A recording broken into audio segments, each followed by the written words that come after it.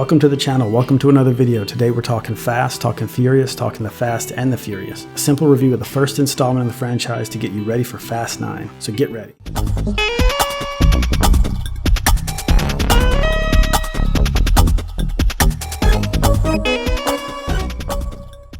The Fast and Furious, the first one, the one that got it all going. This is part of a series of reviews and a multi-part explanation of the timeline leading up to Fast 9. So to place this one on the timeline, it is at place number 1. Nothing comes before this one. Or does something come before this one?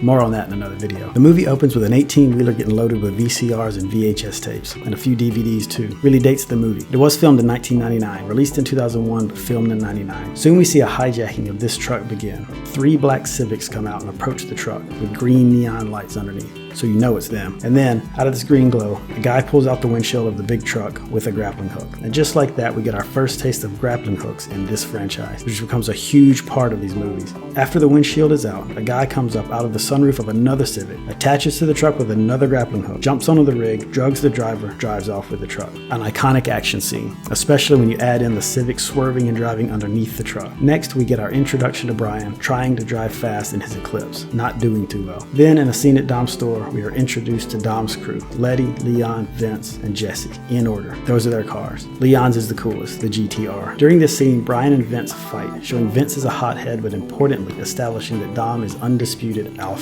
You embarrass me!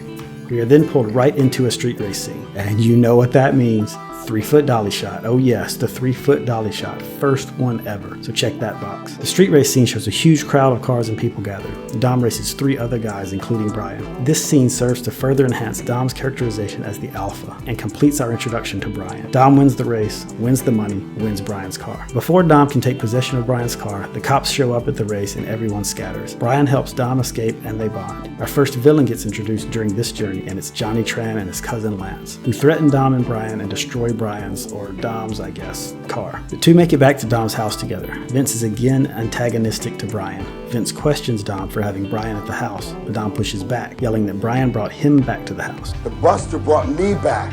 While everyone else was partying. Dom then retires upstairs with Letty, but even though Brian saved Dom and got him back home, Dom reminds Brian that he owes him a 10-second car. Next thing you know, we're in Act 2, and we find out that Brian is not a serial killer. Brian Earl Spillman.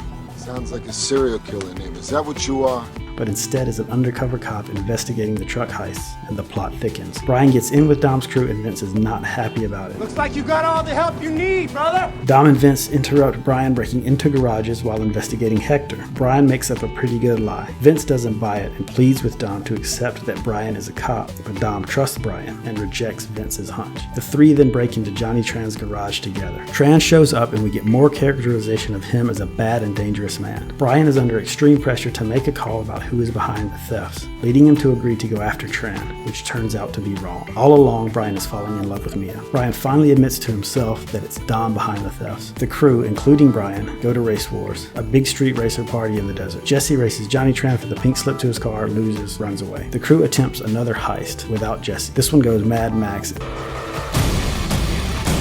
and Brian reveals he's a cop while saving Vince. Vince is helicoptered to the hospital, and Brian goes back to the house to get Dom. Dom is heading out to find Jesse. Jesse shows up, but is killed by Johnny Tran and Lance as they drive by on motorbikes. Brian and Dom chase and kill Johnny Tran and Lance, and Brian lets Dom go. End of movie. There's a post-credits scene that shows Dom in a red 1970 Charger driving around. This could be during or after the events of Fast 2, but before the events of Fast 3 for sure, so mark that on the timeline. But this movie sets up a few things. Mia and Brian's love story, Brian and Dom's relationship. It sets Dom up as the ultimate alpha dog. Mia even saying that Dom is like gravity. People are just drawn to him. All those things are critical for the rest of the franchise. See my review of Fast 4 for more, but Fast 4 sees these characters pick up after this movie. Of course, we get some more of Brian in Fast 2, but we don't see Dom, Brian, and Mia together again until Fast 4. This series is meant to serve as reviews of the movie as well, not just placing them on the timeline. So I want to talk about something that made this one as successful as it was, and that is the authenticity. This really came through to audiences. They used real street racers racers and import car scene people as extras for the street race scenes. Those scenes, not necessarily the races, were authentic, even to people that actually were a part of those scenes in cities around the country. It's clear they were dealing with just a mob of people at the street races. This endeared the movie to its target audience. Also, and this has been talked about elsewhere at length, but this movie has diversity. The movie has something for everyone. Letty, a female character, gets to race just like one of the guys, races against a guy, wins the race. She's not just the girlfriend, she's in charge at multiple points of the movie, at the street race, at the house after Dom gets back,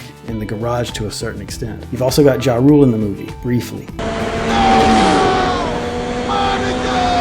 You've got Hector's character. You have Johnny Tran's entire subplot. He's a major character. I think all these things added up to make an authentic movie with characters that a broad group of people could identify with. This wide base contributed to the success of the movie and the endurance of the franchise. And there's also the character arcs in the movie, particularly Brian's. I credit this more than anything else with making the movie. See my deeper analysis of this one. There's a link in the description. If you haven't gone back and watched this one for a while, do so. This movie is smaller in scale than you think, and better than you think. I'm always surprised by that when rewatching it. With the later movies in the series out there and what they've done with this franchise, you forget how down to earth this one really is. This one is the lowest budget and least ambitious of all of them. This is an undercover cop movie that paid a little extra attention to its characters and managed to hit some hot points at the time, like street racing, the import car scene, and the multicultural intersection between those two things, either purposefully or not. Overall, I think it's the third or fourth best one in the franchise, and I obviously would recommend getting started with this franchise if you haven't already, and the only place to start is with this one. But if you haven't seen this one before, wow, what are you doing watching this video and this channel? So go check it out or watch it again for the 50th time. So that's what I thought about The Fast and the Furious. Of course, as expected, given my channel content, I liked it. End of video. If you want more Fast and Furious content like this, please hijack that thumbs up button and shoot a grappling hook over to that subscribe button. Until next time, this is Talking Fast, Talking Furious.